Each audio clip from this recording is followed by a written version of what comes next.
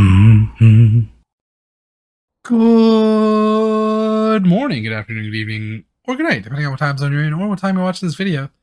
Today we are back with Sick Boy Part 2. And Sick Boy 1 was something else, so I am pretty damn excited to listen to this song because I can only imagine. You know what I mean? And I don't have to imagine anymore.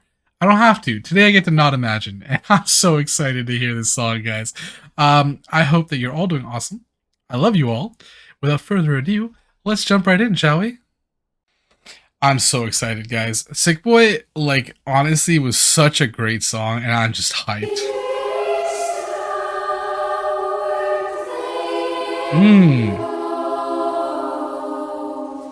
This almost sounds like a funeral, but also very calming.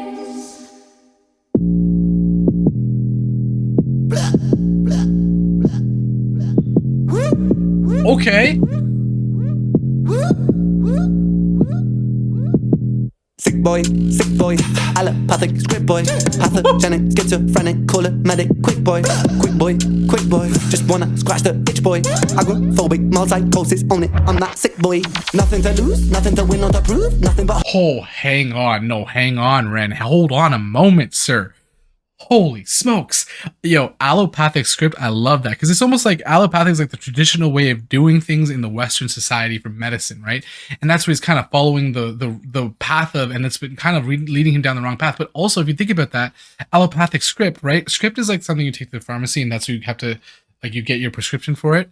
But on top of that, it's also saying that he was following the traditional script and the way of doing things in the music industry. He was following kind of the way that it was supposed to go, right? And then he realizes down the road as the sick boy that, like, that's not how he needs to approach the situation. He needs to kind of take a different route. I love that. And I love that he owns Sick Boy.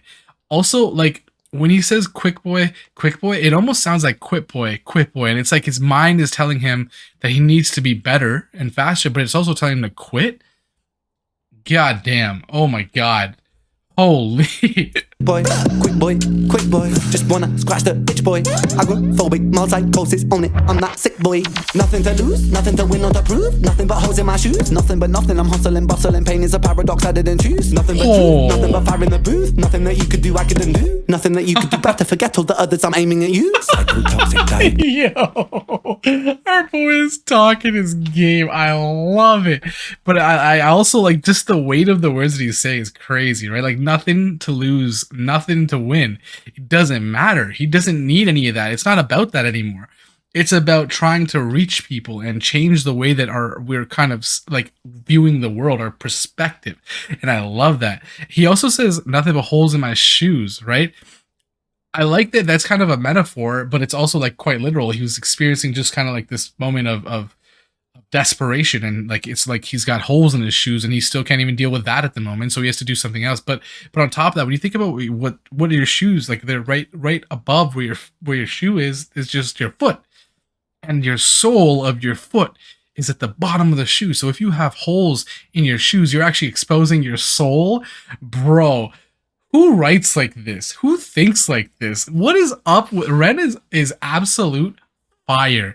Another thing I really like is that he said pain is a paradox, because it's like, yeah, for him, pain was a paradox, right? It's like pain is supposed to be something that you endure as suffering, but in the same sense, it's also been his enlightenment. So pain is this paradoxical thing to him where it's like it's both suffering and enlightenment, and it's beautiful. And this goes back to kind of Masochist, like the song. Oh my God. And then he just talks his game. You can't do anything better than Ren. There's nothing you can do to beat Ren. Ren will beat you silly. Oh my God, dude. Holy smokes. To forget all the others, I'm aiming at you. Cytotoxic, diagnostic, catastrophic news. Since I got sick, no for one, the pain it comes in twos. Catatonic, antipsychotics, beta blockers, antibiotics. Watch the clock, pick the lock, pick quick, last tip, get loose. Oh! I love how we're getting like this sneaky sound of him, and he's explaining to us all the issues that he's going with and all the medicines he's taking for it, and it's a sneaky sound, and then all of a sudden we realize he's watching the clock tick, watching for his moment in time, right, for the moment to strike, and then he picks the lock to kind of the world where he finally gained that exposure that he needed, that way to reach the masses, and he finally gets it, and then he says let loose, because now he's gonna go all in. Bro, he is killing this track. Quick, let's dip, get loose. Wait for a minute, I'm struggling with it. I'm doubling down and I'm doubling digits. I live it, I live with the pain and forgive it. Cause bitterness eats you alive when you're in it. Admit it and flip it. Oh my god. It's fitting that I have been screaming at demons that visit. I'm feeling so rigid, I lean on religion, but God's still laughing, I'm burning my bridges. Bro, honestly, the fact that he has so many flows already, like, it always impresses me how many flows he can go into. And it's like, on this album alone, we've heard so many. More than most rappers I've ever heard them do in general, you know what I mean? But like, I love this verse because he says that ultimately he lives with pain and forgives it because that's the only way to let go of that bitterness. And he understands that staying in that negativity only harms yourself more than others, more than being productive. And so the only way to actually move past it is to kind of allow it to be forgiven, because it's not something you can control. It's not something you can actually try to force away. And so in that sense, the only thing you can kind of do is just let it settle. And by doing that, you'll kind of change the way that you perceive it and the way that it affects you. And that's what he's kind of telling us to do. The layers of metaphor is just that he lines up, and the like philosophical teachings in Ren's music is honestly what draws me towards him so much. It's just so wonderful. And then on top of that, we get this idea that like we just said this, he's ripping off the script. He's not going the way that he traditionally should go. He's actually going to follow his own path. And because so far it's just been like screaming at demons that visit. Oh my god, dude. And then this goes back to 7 sins. And then also I love doubling down and doubling digits, because when he finally understood that the only way to kind of move through this is to just jump into it. And so he doubles down on the emotions he's experiencing, doubles down on the vulnerability, doubles down on kind of the way that he approaches music and people in general. That's when his digits double. Damn. Holy smokes, man. And then the beat is unforgiving. Like, come on.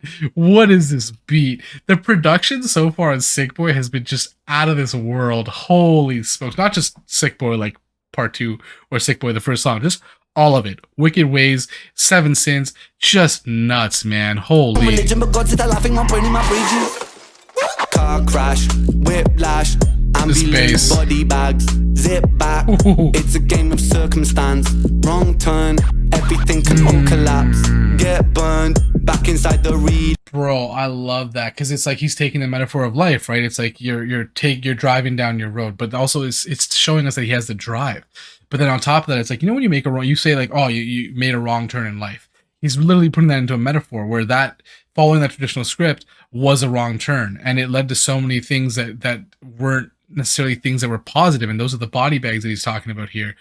And we get such an understanding of just who Ren is and what actually matters to him and how he views life and how he kind of learned from his mistakes, but also learned that mistakes are important for growth, and has now using those.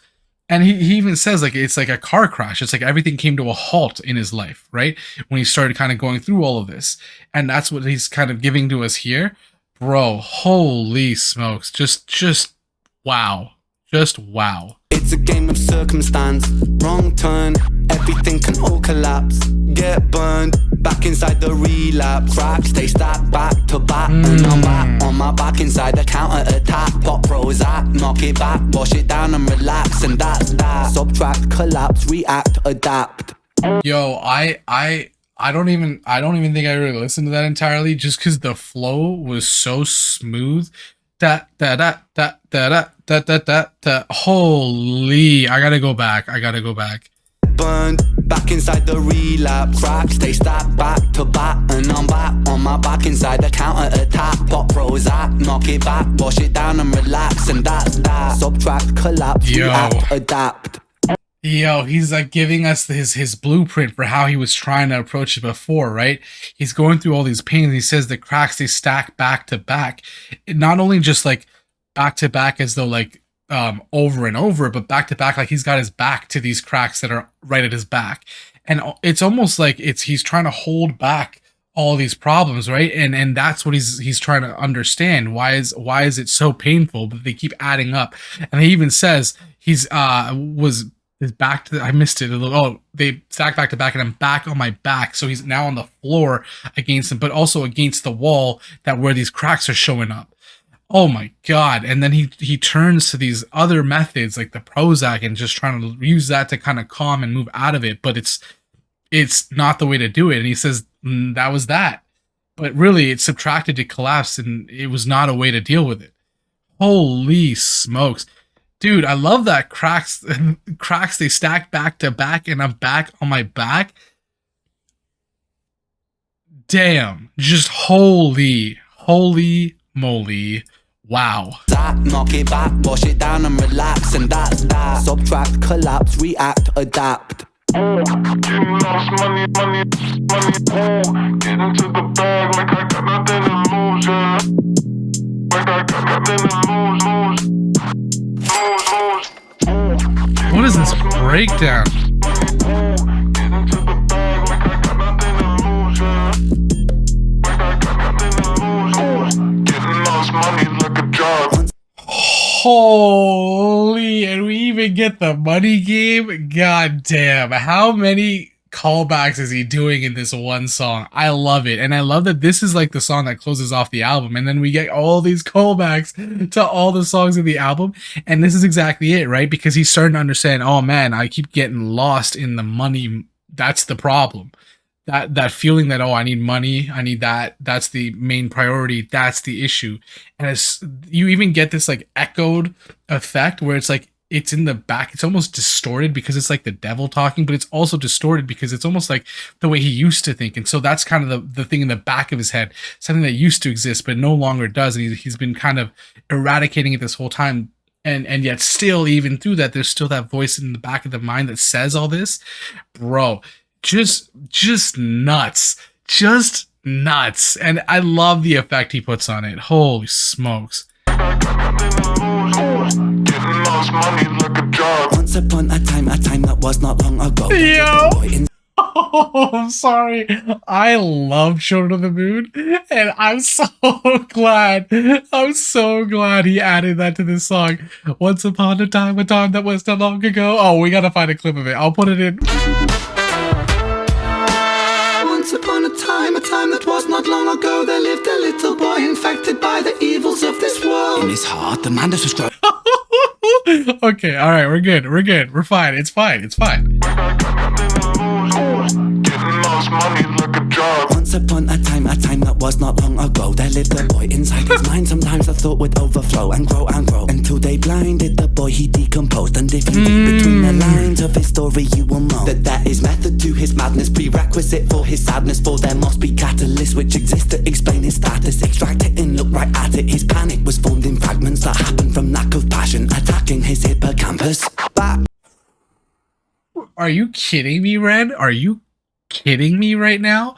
What the hell is the flow switch up is amazing, but the lyricism, it's like he's giving us the story of what led to this moment, what led to this culmination that is Sick Boy, right?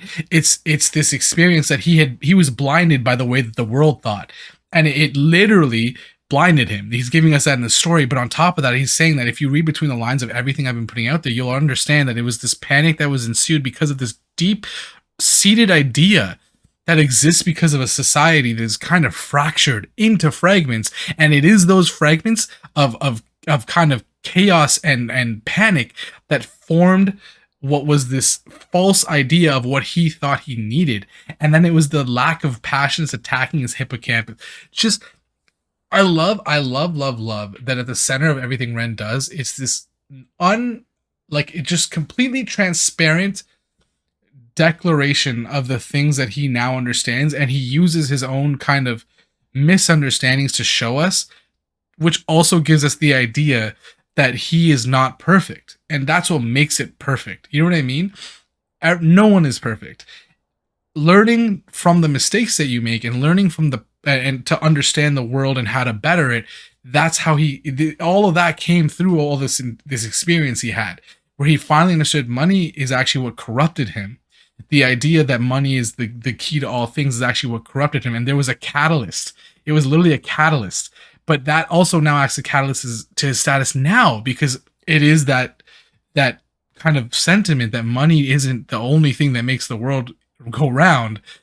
That is what's acting as this rise for him, right? Because other people understand that. Many of us didn't have a platform to talk about it or someone to turn to kind of help explain that idea. But you know how many people I've shown Money Game, and it's such a great kind of comment on a lot of the issues in the world. And now we can kind of share that with other people and be like, yeah, this is what I meant. You know what I mean? So even though we may have had an understanding before, he's put it into this beautiful package to allow us to talk about it. And at the center of it, he shows us his own understanding and his own experiences with that. That helps bolster that now he's reached this point of enlightenment to a certain extent. But even he knows there's still ways to go. Jeez, man. I love that he also says like until he decomposed, where it's like he literally started breaking parts of himself down over time, like internally. And that was the result of just focusing on all the money. But now that he's also saying that because of that, when he started taking parts of himself apart and actually examining himself under a microscope, he started to realize that, oh, that misconception is what's been really dragging me down. It's been really affecting me and making me kind of enjoy life less than I should be. And now that he's reached that point, he's finally understood. Bro, holy. To the story where the story begins. There was a boy, he was confused by the world that he lived in. Wait, I didn't go back, did I? I don't think I went back. Give me 1 second. His panic was formed in fragments that happened from lack of passion, attacking his hippocampus. Back to the story where the story begins. There was a boy, he was confused by the world that he lived in. A world where profit is religion and to knock it is sin. A world where profit spread the word of putting profit over kin. Sink or swim, but it's thick. Dude, come on. Oh my god. A world we lived in, a world where profit is religion and to knock it is sin. Where it's saying if you ever disrupt the flow of that almost capitalistic mindset, it's a sin in many people's minds. And that's what he's telling us here, that when he started to really understand that that's a problem, there's still this huge barrier of, if I talk about it, there's going to be other people that knock it. But then he says that prophet is the prophet, so it's like the one preaching the religion. So when you have the prophet, like the money is the one that's also responsible for spreading the religion, how do you stop that? How do you stop that nuisance? And that's what he's saying here. I love that, because it's prophet, the word money, but then prophet like someone who preaches and gives foresight. And if profit is your prophet, then inevitably you're misled. And that's what he always talks about when we say like being led by sheep. It's those sheep that follow the idea that money is the only thing that's important in life, when it's not at all. And understanding that is important to breaking the vicious cycle of all the things, or not all, I won't say all, but many problems that exist in the world. Oh. To put in profit over kin. No, we're going back. I want to hear that line again. He was confused by the world that he lived in. A world where profit is religion and to knock it is sin. A world where profit spread the word of putting profit over kin. Sink or swim, blood is thicker than money and dividends. He grew thick skin. See it for what it is, resist and take a blood. It is thicker than money and dividends. Sink or swim. Okay, so science thing here, but density is what allows things to float. So things that are less dense float to the top, where things that are more dense float to the bottom. So he's saying that blood is thicker than money and dividends, right? Which means that the thicker thing has a higher likelihood of allowing you to float because it's got a higher density. So he's saying money will cause you to sink, and blood or even kinship will allow you to float and break the surface of the water and rise like a tide. Oh my god, they're red. Stop. Sink or swim, blood is thicker than money and dividends. He grew thick skin. See it for what it is, resist and take a hit on the chin. Anti-capitalist, a rationalist, a war it shall begin. On the greedy who mislead the people, it starts from within. Are you in it to win, or are you in it for a purpose that exists outside your skin? When you're in it, is it worthless to resist? Begin again. Are you screaming on the surface? Are you like me? Are you in? Yo, oh my, holy. He's basically saying that, yeah, like through all the BS, through all the things that are out there, when I start to talk about this anti-capitalistic idea, people knock me down, which is knocking on the idea, because he's knocking on the idea of profit. So he's doing what he said earlier, where knocking on it is a sin. But and so he realized that, you know what, I need to grow thicker skin because I'm gonna knock it down. I'm done with it. It's not good for any kind of progress in the world. It's not fair. It's like there's so much inequality. So I'm done with it. And I don't care what you say to me. Say what you want. I'll take it on the chin and I'll be fine. And then he even comes out and says, like, who are you? What are you in it for? What are you doing? Right? How do you feel about it? Truly think about the things that you do and consider, are you in it for like a good reason? Is it just skin level, skin deep? And then he says, and he even says, does that purpose that you exist for, is it outside of your skin? Because it shouldn't be just skin deep, right? It should be almost like outside of yourself. But even if you think about that, is it outside your skin? Because he's saying, is it meant for only you, or is it meant for something that will benefit the majority, right? Not just inside your skin, but actually outside in the world. Wow. Just wow. And it's this introspective look at ourselves, which he tries to do in Money Game Part 3 too, right? Part 3 as well, right? Where he's talking about the idea that like we all have been engaged with this false understanding of what is important in the world because it's just blasted at us all the time. And so it's this moment where he gives us the chance to be introspective and think, are we beyond that? Do we try to engage that idea in a way that kind of counteracts it and try to break that vicious cycle? Or are we allowing it to sink into our minds and allow it to control us in this way that just shouldn't be happening? And it's not even entirely your fault because it's something you're raised with, something you're born to see all around you, something you're constantly bombarded with. And he understands that. And this is not meant to antagonize us. This is meant to allow us to gain a reflection on ourselves. Oh, Ren. Oh, Ren. Oh, Ren. Gosh darn. On the surface, are you like me? Are you in? Getting lost, money, money, money. Oh, and then we get the... Oh. Nothing to lose, yeah. It almost sounds sad, doesn't it?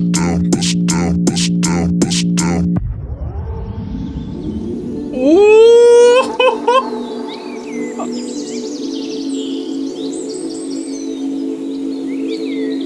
Oh my god, dude. Getting lost, money, money, money. Ooh, get into the bag like I got nothing to lose, yeah. Like I got nothing to lose, lose. God damn, dude.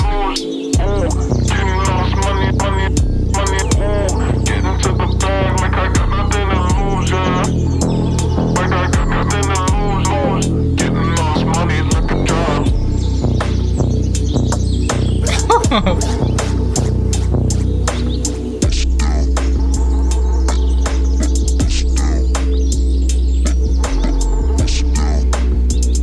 What is this beat? Holy smokes. Yo, you can't stop it there. I was so ready for another like just random drop. Oh my god. Oh my god. Oh my god. Holy smokes. Wow. I love that at the end there we get that voice again, right? Except it ends this time with "it's done," which can almost be seen as two ways. One is like, it's done, you've achieved your goal, you've got the money. And yet still that voice in the back of your head continues to come up even when you think you've reached this paradise, right? Where we get like these birds chirping in the background, this like almost like ethereal floating feeling as a result of the music. And then again, the voice comes up again. It's, oh, getting all the money. So even when you think you've reached paradise, when you think you've reached that peak, that pinnacle of where you want to reach, still that voice is in the back of your mind saying, nah, you need more money, right? Or it could be that it's done is like, it's done. I'm done with that thought. And that's why paradise, the sound of paradise kind of comes through, where it's like this understanding that, oh, not being enthralled with money was actually the answer to being free. And it could be either way. And there's a dichotomy in that. Oh my god, Ren, what are you doing, man? What are you doing? How can you make songs this good every single time, but also layer them with just so much just philosophical guidance, understanding, self-reflection, and vulnerability? Like, absolutely just ridiculous. I'm always so impressed, and we every time, but I think this is my new favorite. And again, Red, this is your fault. You can't keep doing this. You're not giving us a chance to settle on one favorite when they are all favorites. How do we decide, man? Oh my god, dude. What a banger. Oh my god, the beat is just insane. The production on this album, I mentioned it earlier, but the production on this album is something else. I love that he makes his own music. That he makes that like obviously it's so, and I don't mean like, oh, that he can do so much. I mean that because we get a true understanding of exactly what he wants us to feel, because the music also matches the emotions of the song itself as we travel through it, and that really creates this intense experience as we're listening to the song. I truly love that and adore that. Ren, you phenomenon. Oh my god. Well, that was something. That was a lot of something.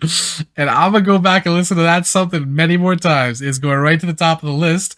But I hope that your week was better than your day, your month was better than your week, and your year is better than your month.